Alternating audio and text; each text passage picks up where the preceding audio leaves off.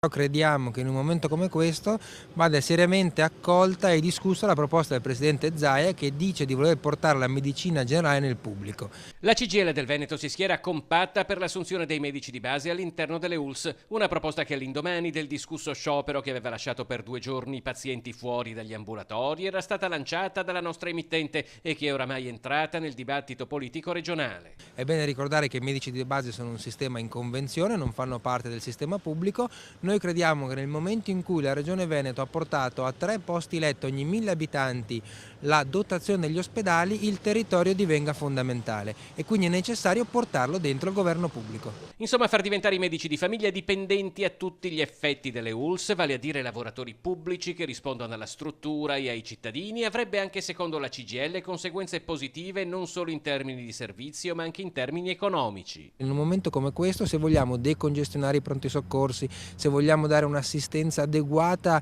nelle IPAB, nelle case di riposo, portare questa discussione al livello che serve, cioè a livello regionale, con un confronto che dica cosa? Che dobbiamo decidere come rendere il territorio efficiente e efficace, perché altrimenti se guardiamo solo a piccole parti, diamo solo piccole risposte, non difenderemo gli interessi e i diritti dei cittadini che chiedono un sistema sanitario veneto di qualità e ad un costo accessibile per tutti.